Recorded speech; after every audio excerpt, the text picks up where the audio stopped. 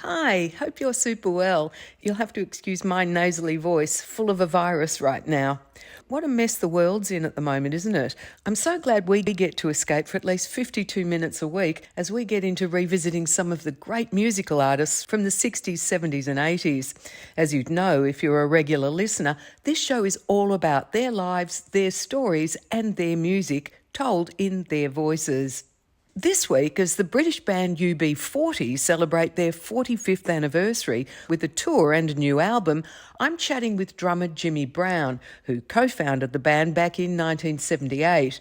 Jimmy's given his entire life to the music, born of his working class community. That music initially appealed to dissatisfied youth, but as you'll hear, it's come a long way since then.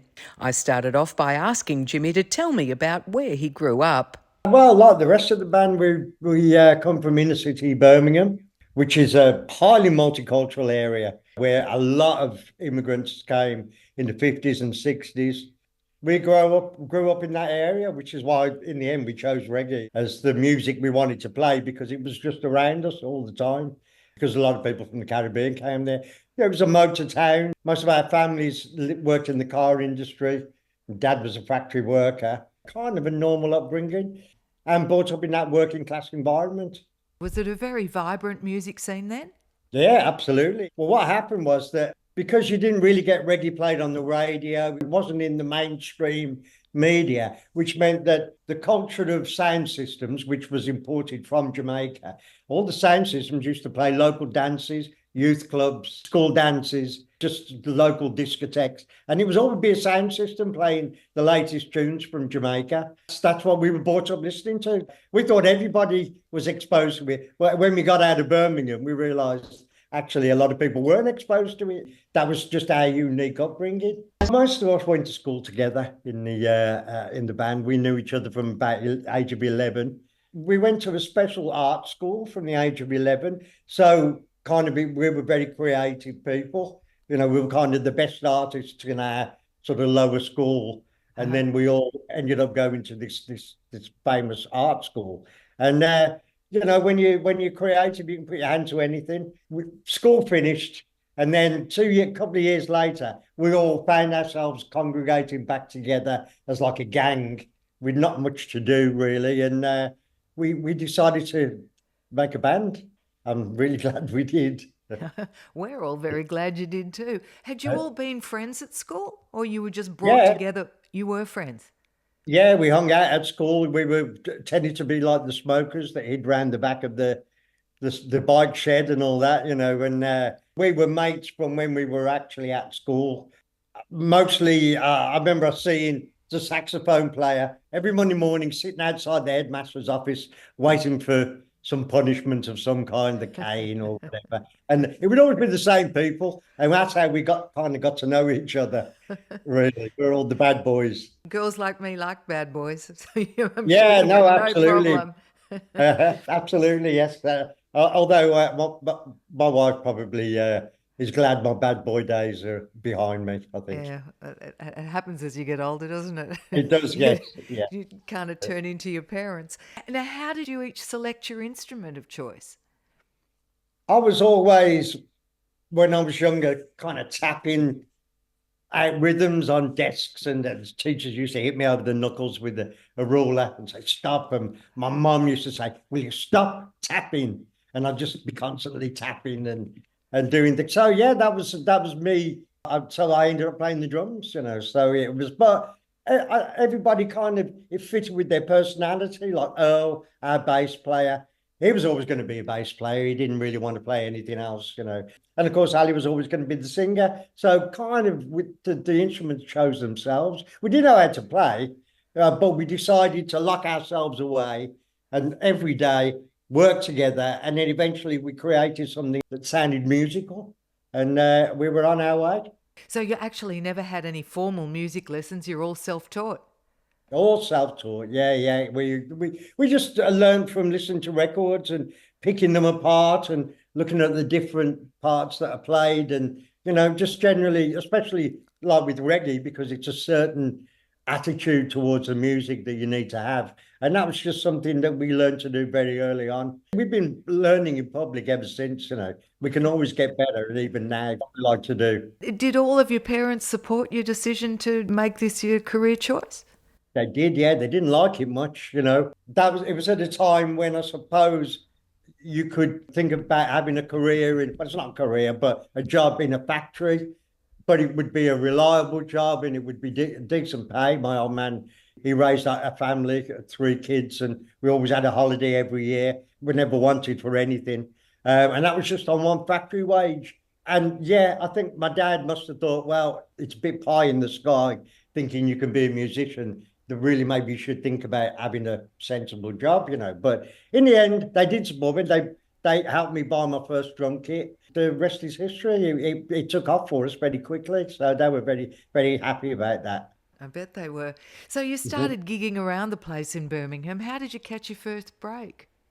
It happened really quick, you know. We played about 30 shows in local pubs and just small venues. We did a residency at one pub, an upstairs room in a pub. We thought, well, we'll play once a month, every month in this place. And the first gig was full, you know, it only held about 250 people. But the second gig, it was really packed. And then by the time we played the third time, there were more people locked outside than could get into the venue. And we kind of knew then that we'd already outgrown that pub circuit. But what really made a difference was when Chrissy Hind came to see us. We were playing a horrible little venue. It was like a toilet in London called the Rock Garden, famous venue. And we played and it was a good gig, and she came backstage afterwards and said, do you guys want to come on tour with me? And she had the #1 album, #1 single at that time, you know, and we've gone, of course we do. That really launched our careers. You must have been blown away.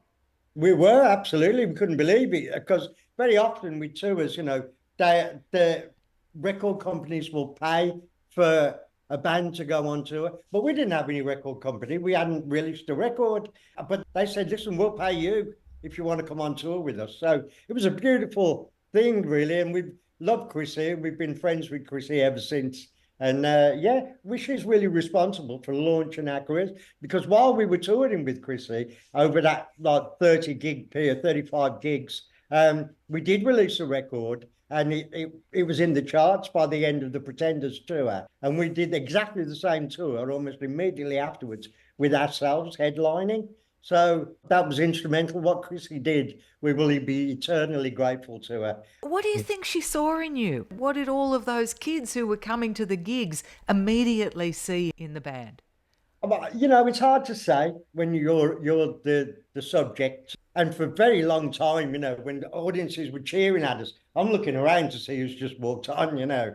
And after a while, you realise that they're really cheering for you, you know, for the band and the music that we're creating. I think we were just completely different to everything else that was going on. Our style of music was very different. You know, there was a lot of two-tone going on, but we were nothing like two-tone. You know, our music is much more musical in that way, you know, and accessible in that way. Yeah, you know, I think our first album, Signing Off in England, when we released it, it did really well. And it was in the top 50 for 96 weeks. The only other album that beat that was Bat Out of Hell by Meatloaf. So it was our first album was a really, really big album for us. And we really hit the scene quick. We'd done 30 gigs by the time Chrissy had come to see us and asked us to. So it was nothing really. We were literally an overnight success. When you say there was nothing like you around, are you talking about the music? Well, I guess you're talking about both the music that you played as well as the fact that you were a multiracial band. There wouldn't have been too many bands. Absolutely. You know, but obviously most other reggae bands were black. We a mixed band, because I come from Birmingham. It's a melting pot. So a gang of kids who take off the street will look like us. You know, there'll be Arab, there'll be Caribbean, there'll be Asian. That was the mix of Birmingham. Yeah, I think we represented without having to say anything. Although we were also political as well. Our first songs from the first album tended to be quite political songs. 1 in 10, I don't know if you know that song. That was an early hit for us, which was quite a political song. And I think just people responded to it, you know, and we knew from the first couple of gigs in little pubs that there was a vibe going on. because of the reaction we were getting and the interest we were getting from people. People used to come down and sit outside and listen to us rehearse. There used to be like a little party going on in the garden outside, where we rehearsed because people wanted to hear what we were doing, and we just knew that there was just something. You can't put your finger on it. Yeah. If you could put it in a bottle and sell it and become a billionaire.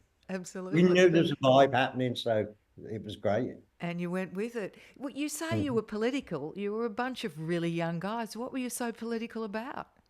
Well, the Campbells, who, Ali and Rob, the two brothers, their parents were communists. They would go on the old Damascus anti-nuclear marches and a lot of demonstrations. We used to go on kind of anti-National Front demonstrations. National Front were like a racist party who wanted to repatriate all the immigrants, and which included our friends, our mates, our gang.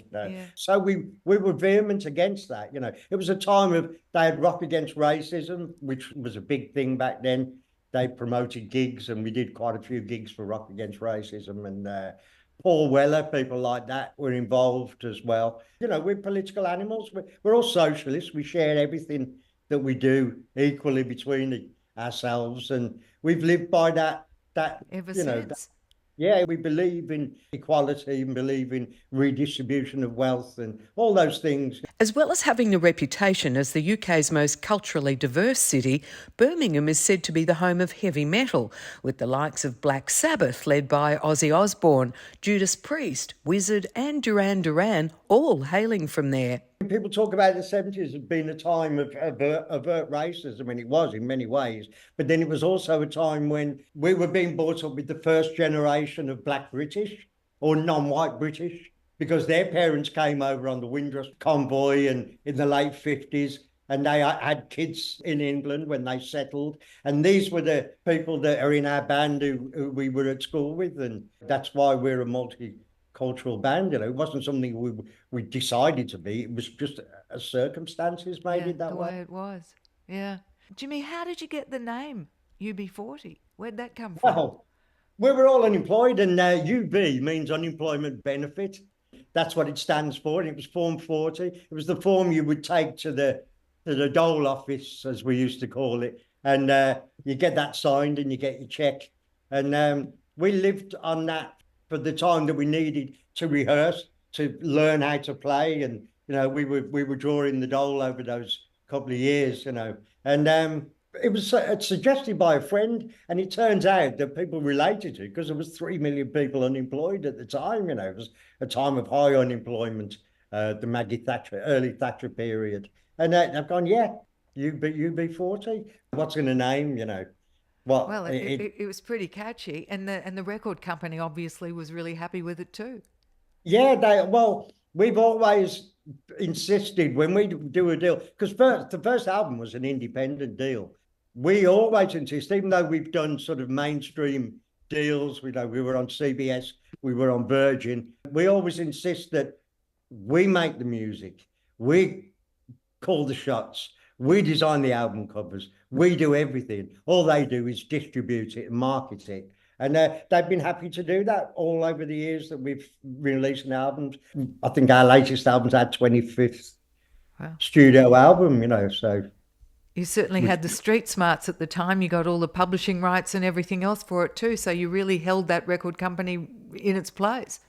We had a fantastic deal on the first record. It was like a 50-50 deal. And that's unknown in the record business. Even today, you're lucky if you get 20%, if that. So, we were quite savvy when it comes to the business side. When did you pull management in?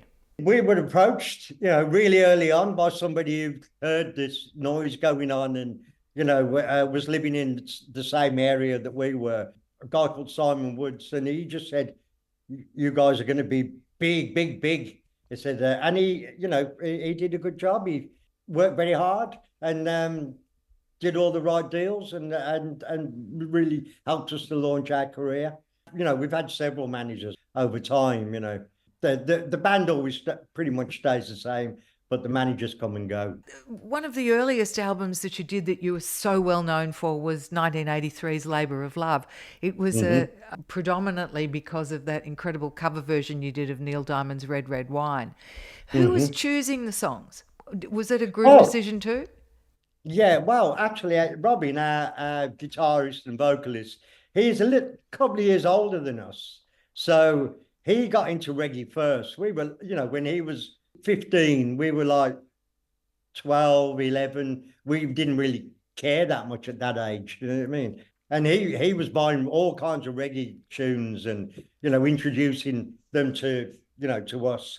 He put a list together of songs from a particular period, which is 1968 to 1972. And these were at a time where we thought these songs, everybody knew them, but it turns out they didn't. We knew them because with the area we lived in, we heard them coming out of people's houses, out of cars, and that was the environment we were living in. But most people hadn't heard it, and we knew that they were great songs. So we decided we were going to, there's a whole list, he did about a list of 200, and we've been working through that list ever since. We've done 4, I think, Labour of Love albums over the years. It was really the popular Jamaican songs of the period with the most popular singers. And we decided to show people what our influences were and where we were coming from by covering those tunes. And it did phenomenally well for us. It was such a success. That version of Red Red Wine stayed on the UK singles charts for over 100 weeks. I mean, that's unheard of. Yeah, it's such a popular record. Personally, not my favourite, but there you go. It just caught fire, and you can't predict that really. We've released plenty of tunes where we think, oh, it's going to be a hit, and it doesn't turn out to be one. So it's the luck of the draw, really. And I think being number 1 in America is really what made a difference, because they released it 5 years after we'd released it in the rest of the world. America didn't want to release it, but they were forced to release it because the demand was there, and they were playing it on radio stations, and it was being picked up by more and more stations. And the record company were forced to release it. They've gone, yeah, of course we're going to release it. And then it became number 1 in America. We've had several top 5 hits since, so it was a phenomenal record. I don't knock it. Great record for us, but like I said, we've done recorded over 500 songs, so it's out of all that, that's not one of my favorites. Which one would you say is your very top favourite? It's hard to say. The one you're working on is always the one that's favourite. Right. I've heard that said before. The last one that you've made, yeah. That's exactly right, yeah. And I'm very proud of the new album, UB40's, celebrating 45 years in the business. Yeah, there's some really nice tunes on it. Back in those days, in the 70s and early 80s, would you ever have thought that you'd be here in 2024 talking about the band and celebrating 45 years of making music? Never in a million years, no. I mean, really, the attitude we had then, of course, was the success came really quickly. And it's like a whirlwind, and we just had to hang on. And you don't get time to think because it just snowballs. And you've got to do you've got to tour here, you've got to make another record there, you've got to keep touring, you've got to do interviews, and it was just constant, and really it wasn't until maybe 10 years after we started and had our first hits that we were able to sit down and go, oh, that was quite a journey. And it took up again, so. Yeah, I've heard a few people say that you kind of lose decades at a time because you're caught up in that whirlwind and you don't have time to breathe and you can't remember a thing about them because it's moving so fast. Is that what it was like for you? That's absolutely what it was like, yeah, because, one thing leads to another. One minute you've got a hit record, next minute you're doing stadiums or doing arenas and then you're touring constantly. And we did a 2-year tour back in the late 1980s, early 90s. We literally toured for 2 years without coming home. When you take stock now, it's a phenomenal story.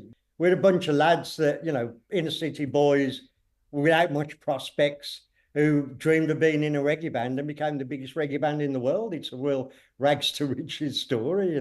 Where'd you find the time to meet a woman, make her your wife, start a family? We were together before the band started. So Lucky for you, because otherwise you probably wouldn't have had the time, right? Oh, absolutely. Yeah, yeah. But it's worked for us. Obviously, we've been together about 47, 48 years. And it's good to go away and it's great to come home. And you don't really look forward to going home if you don't go away. It's a catch-22 situation there. Going away maybe is not great when you're leaving your kids behind, but then you so look forward to coming home. Even now, if I'm at home too long, the wife will go, haven't you got a tour to go to?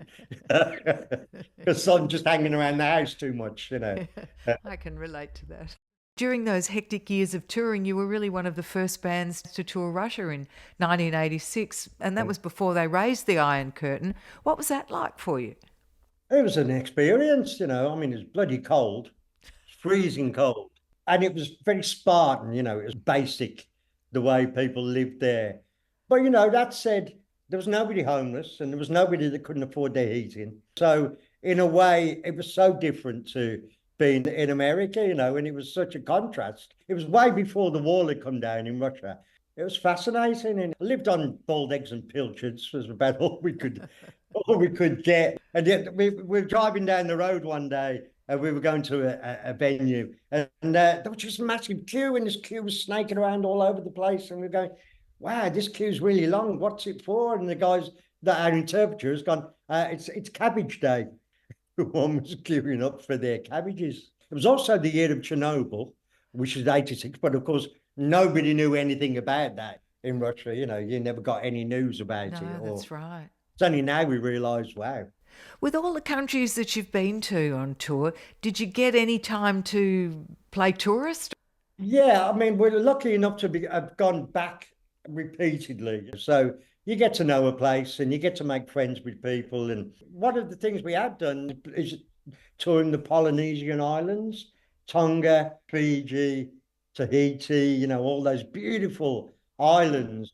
And we're really popular in that. Samoa, that's another one, 10,000, 20,000 people turn up at our gigs, it's like half the island. And we love doing that. We've done it a couple of times, and it's like touring in paradise. Every single island in Polynesia has got reggae bands. They've adopted the style of music to express themselves. Reggae's massive in the Polynesian islands. How were you received by the Jamaicans themselves? I've heard it said about UB40 that you were accused of being too middle of the road and you'd sanitised reggae music too much. That we've always had a wonderful reception from all the Jamaican artists and Jamaican people. They love the fact that we love their music and have no problem with it. The people who have got a problem with it tend to be white middle-class journalists who, want to wear their purism as a badge, and dismiss us. So the question really remains, why do so many reggae purists consider UB40's contribution to the genre as minimal at best? The band's lyrics certainly speak about individual power and fighting injustice, and every song is backed by a solid reggae beat. Could it be that UB40 reggaeifies mainstream songs? For decades, the sound of Jamaica has been reggae, the infectious music that transformed the small Caribbean island into a cultural powerhouse. But the genre's success with bands like UB40 has taken it far beyond its roots, and now some in Jamaica apparently worry that reggae lovers have forgotten the motherland where it was born. One thing I'm very proud of is that we managed to track down the original writers of the songs that we did on the Labour of Love series. For instance, the guy who wrote Kingston Town, he'd never been paid a penny for that song. It was bought for a small amount, and we tracked him down to make sure he was the one that got paid. At the time, he was in hospital and he couldn't afford to pay the hospital bill. He was destitute, and suddenly £100,000 dropped on his lap while he was in hospital. And he came to see us when we went to Jamaica. He was there with his whole family just to thank us for saving his life, really. John Holt's one of the greatest singers in the world. He never got paid a penny for his songs until we paid him for songs of his. I think it was Way to the Ball which was his song. He never got paid a penny from Blondie, who did Tide Is High, which was a John Holt song. And they never paid him a penny. And he used the money we gave him to take them to court for it. Really? So I'm really proud. And I think, you know, the people in Jamaica are aware of this. They thank us all the time. You guys have always prided yourself on being able to keep the same lineup. In fact, you were the original band for, about 17 albums or so, until you 30 had years, yeah. Until, of course, the Campbell brothers had a bit of a dust-up. Yeah, although it wasn't a brothers' argument. The problem was that the music business was going downhill with the internet and all that. They weren't selling any records. So we've gone, well, we've got to tighten our belts. We were earning so much money before that, but things got a little bit more difficult. And I think he made the calculation that if he went out on his own, he wouldn't have to pay, because we all split everything equally between 8 of us, you know, we always did that. And I think he made the calculation, if he went out on his own, he'd take our fan base with him and he could have everything himself. But it wasn't that simple, because we knew that it was the band that was making the music. And his career flopped completely, his solo career. And then he started using our name again. And he keeps going doing gigs under the banner of UB40. And we've taken him to court. And even if we won in court, he could just carry on doing the same thing and we'd have to take him to court again, you know. So we're kind of pissed off that he does this, but it doesn't really make that much difference to us. The band had sold 70 million albums worldwide when in 2008, frontman Ali Campbell split from the group to work on his solo career. Duncan, Ali and Robin's elder brother, took Ali's place as lead singer with the group. I can imagine it would have been pretty disappointing given you were childhood friends. Yeah, people do seem to say, oh, there's the Robin UB40's and the Ali UB40's, but it's not like that at all. We are UB40's. We're the band. We're the original band. Yeah. Wrote the songs, recorded the songs, produced the songs. You know, we're the original members. And he left the band. He didn't just leave his family, which he did. He turned his back on his kids and his wife. He turned his back on his family. Didn't come to his father's funeral. Didn't come to his mum's funeral. Hasn't seen his grandkids. He walked out one day 15 years ago and we haven't seen him since. We try not to think about it, to be honest. We're just carrying on doing what we're doing, and we've never been happier, so we're quite happy to carry on. And do you guys all still get on really well together? Families have their fights and fallouts, understandably. Mm-hmm. You've been in closer proximity with one another than most families have ever been. Does it work out well for you on the whole? Yeah, what happened when Ali left, he bonded us together. We knew that only together we can maintain our jobs, you know, and our livelihood. And that's really, really brought us closer together. After all this time, we know we can trust each other. We like each other's company. You know, we're not like some bands who like staying in separate hotels and travel separately. And the only time they see each other is on stage, you know, old bands like the Eagles, and all these arguments going on. But we genuinely love each other, you know. We genuinely are brothers, and we all look after each other. Out of the 6 original members, 1 died, unfortunately, Brian, the sax player, and Ali left. But the rest of us are all still together, playing and loving it more than ever. There are not too many bands that can lay claim to that, can they? Not really, no. I think that translates in the music too. It makes it much more cohesive, and you can feel the love you have for one another. Absolutely, and the love we have, the shared love for music. When you get these people in a room, this is what it sounds like, you know, there's a chemistry involved. We don't have to work very hard to sound like UB40, you know, it happens naturally. One of the secrets to our success is we make a unique sound, and I think bands try and chase that, you know, and not every band succeeds in finding that unique sort of niche for themselves. And if it ain't broke, we ain't going to try and fix it. You know, we're going to carry on doing what we're doing. Well, and you're doing it so damn well, aren't you? The world's biggest selling reggae group. You have sold over 100 million albums, 50 UK top 40 singles, 10 UK top 10 albums, and I don't know one country in the world that just does not love you. This new album that you've got to celebrate your 45th anniversary together, tell me a little bit about that, Jimmy Brown. Well, the idea was, at first we were just going to do an album of our old tunes, We wanted to record what it was like as we perform it live now. There are slight differences, I suppose, to the originals. Half and half is what we ended up deciding to do. Half old tunes like, Kingston Town and Red Red Wine and those old hits, and half brand new material. It's worked for us, It was a hit in England. It was a top 5 album, had a #1 single. It's where the band are now after 45 years and celebrating those 45 years. And we're also showing the band that made those old tunes are the same band that are making these new ones. How do you decide? Do you sit down, the 8 of you, and it goes by a vote as to which songs you're going to include? Is it a democratic vote all the time? Generally, yeah. Sometimes it can take longer than it would if one person could make a decision, but we're quite happy with that. We don't mind that. If we've recorded 15 tunes and only 10 of them are going to go on the album, then we'll all sit and vote and work out which ones are the favourites, And nobody's precious about it, And we understand that we produce something that's more than the sum of its parts, if you see what I mean. That if everybody contributes, it ends up being something special rather than having to work hard to make something average. Yeah. It shines, But one thing we've learned is that if you're trying to control things too much, it will diminish it. What works best is when everybody contributes. Even if you don't like what they do, it ends up being the right thing. I might expect the brass to go one way, and Brian ends up making the brass go a completely different way. But then in the end, I realised, well, actually, yeah, that was the right way, just that I couldn't see it, We're open-minded enough to do that, and we enjoy what we do, We enjoy making music. And is everybody as down to earth and as humble as you are?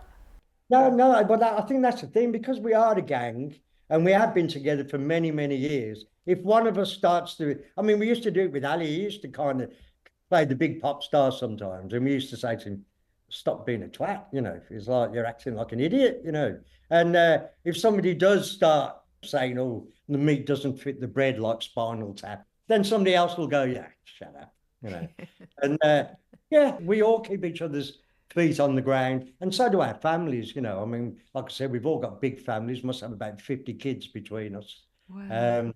So you're still pretty much the same young boys well, you're not young anymore, but you're still the same Not really, boys. no. You're still the same boys that gathered behind the bike sheds smoking, except I'm Pretty sure much, none of you yeah. smoke anymore, do you? Well, I gave in a year ago, actually. So, but I still vape occasionally. We know we have to look after ourselves. We don't party like we used to, but we still have a good time, I still like a glass of champagne after the gig. It keeps you fit, because when you're on stage 4 times a week, you're working, and it keeps you in shape. So it's actually a good thing, working hard. I'm working out, like I said, every night I'm doing 2 hours of exercise. Does it come as easily to you now at this age as it did 45 years ago?